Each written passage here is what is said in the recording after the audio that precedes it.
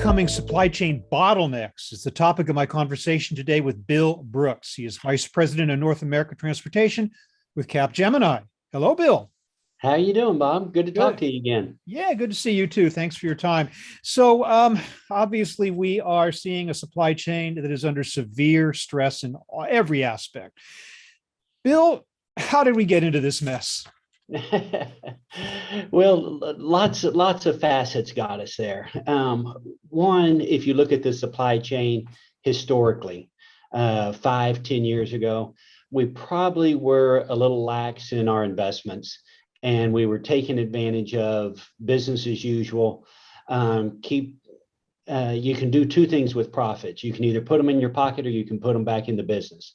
For the most part, 5, 10 years ago, we were putting them in our pocket and probably not investing at the rate we should. Then you fast forward to the time whenever we hit COVID, and you start straining that supply chain process, and you start putting some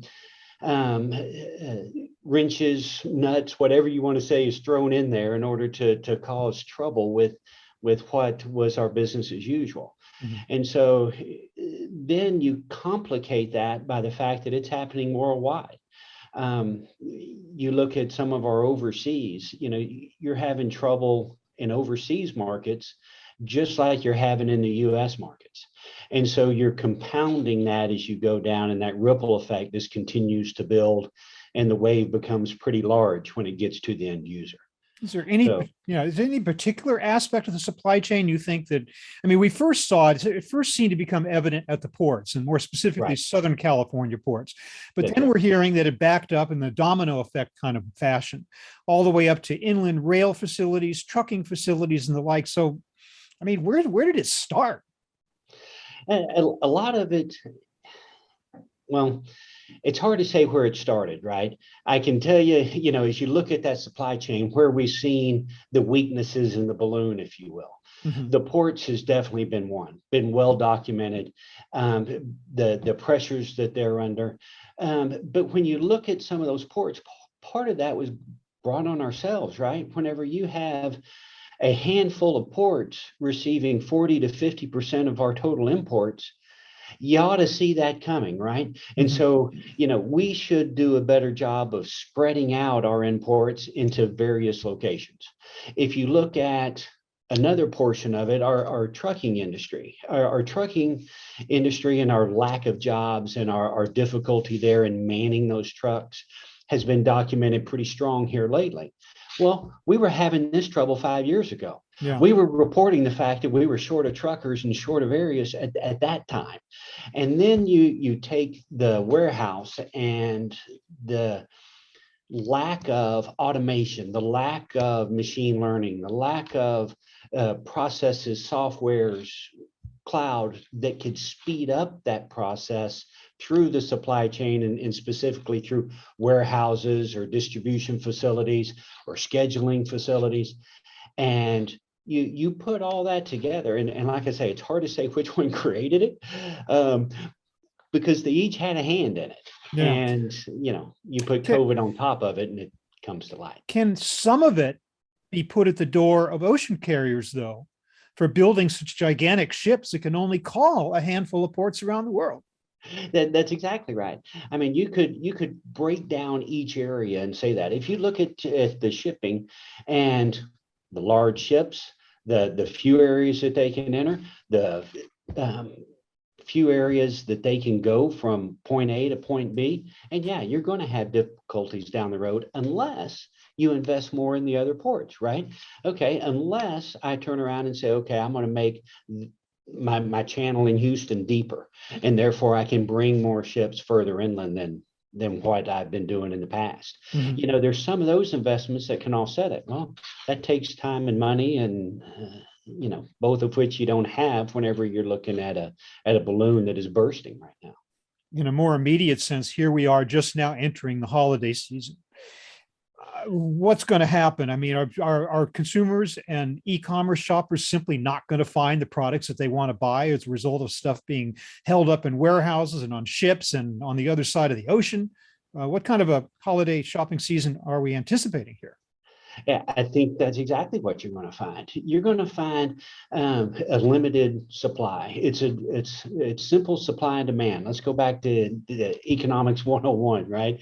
And so whenever your supply is limited, and if your demand doesn't change, it's going to cause trouble and it's going to create again. You're not going to be able to find the products you're looking for, not going to be able to find, those toys that you wanted, not going to be able to find, the various things. But Mhm. if you back up and look back a few months ago, it's the Christmas holidays and the holiday season in general is going to be is going to strain it. But if you look back a few weeks ago, a few months ago, whenever you had COVID hit, you had less spending on travel and leisure and more on material goods, Right. more on improvements to your home and more on discretional spending in electronics and appliances and things. So you already had a strain on the system because you had anywhere from 5 to 25% increases in demand on those products, depending on which metric you're looking at and which product you're looking at. Mhm. And then you put the Christmas peak and the holiday peak season on top of that. You're creating a time to where your demand is far exceeding your supply. So what do? You start that, you try to spread out that demand as best you can. Okay, well, let's talk a little about what do you do, especially starting with, are there any short-term fixes or any short-term actions that can at least partially alleviate this problem? I mean, we do hear about certain importers chartering smaller ships to bring them into alternative ports and things like that, but that's not a practice that can be widely done. What do you see in terms of anything we can do in the short term, if at all, to help Well, this along? yeah, and there are things, right? You have the Florida ports, for example, saying that they'll open up for business if you can come across from the Pacific, come through the Panama Canal, Right.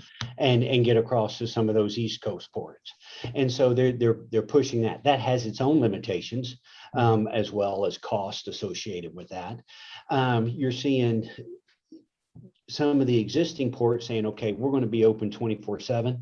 We're going to talk to our labor providers and come up with new solutions there of, okay, this is a short-term fix. We're not asking for your workers to work 24/7 for the next 365, Well, but through this additional short shifts term, of workers, that could be yeah, easy. Yeah. yeah, Mhm. in the short term, we have to do some of those things. Assuming we have the You're people, which is another problem. We don't have the people that's right. in the workforce. Yep. So, okay, so just very quickly though, long term, what has to happen for us to see an end to this? Assuming that it's not chronic, I don't know, maybe it is.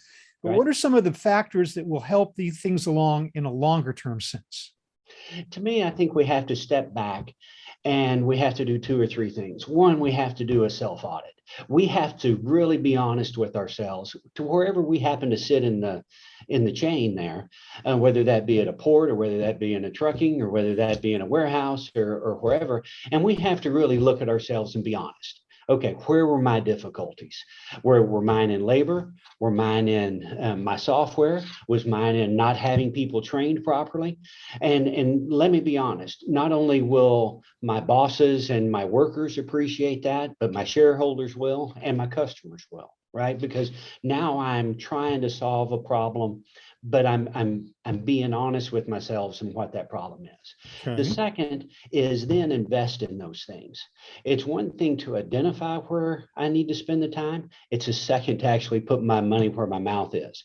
And let me go in and look at some of those investments that I can make. Maybe we talked about it earlier in Houston and making the channel deeper. Maybe it's making my port more welcoming to larger ships. Maybe it's simply investing in software that enables me to schedule my port trucks at a more timely basis, or my warehouse easier. Maybe it's a software that is using some cloud computing that is very quickly making the computations in order for my approvals to be done automatically versus manually. Maybe I can take some of those investments and integrate into other aspects of my business so that now I have I touch it one time and I input it one time, but it gets all the way down to the end through my system and ties into my customer even, so that those integrations and software integrations take out some of the difficulties that are costing us time and costing us money right now. Mhm. Those and return on investments, I always look at the return on investments. Maybe they hadn't been as nice in the past, and maybe that's why we haven't made the investments. And now I would venture to say a lot of those ROIs need to be revisited, and Mhm. that they're probably generating pretty good Okay, return. well, what you just described is a need for a boost, targeted boost in commercial private capital investment. What role might government play, for instance, in the infrastructure bill? How important is it to get that approved and have some aspect of government funds flowing to make crucial infrastructure improvements to help break this logjam? It'll definitely help. Not only in that infrastructure bill that's currently, being talked about and coming down the pipe, into your roads, highways, bridges, that sort of thing, but also investments in some of our ports, maybe in some of our railway facilities, or maybe it's making funds more available for our private sector in order to get some of those loans. Maybe it's looking at some of our tariffs and some of our regulations and saying, okay, are those really generating the behaviors that we want them to at this time? Maybe some of those are outdated. Okay, that may have been great 5, 10 years ago, but maybe that's not what we need now. So I think the government definitely plays a role in how it looks at those various items. And there's 3 or 4 or 5 different areas that Yeah. they're impacting the current problem. Okay, so maybe some hope for the future if some of these crucial steps are taken, maybe a little bit of suffering in the meantime. But Bill Brooks of Capgemini, thank you for joining me today to kind of just analyze this stress that we're seeing in the supply chain and make some suggestions for improvement. Thank you very much for being with me today. Sounds good. Thank you for having me. As always, I enjoyed it.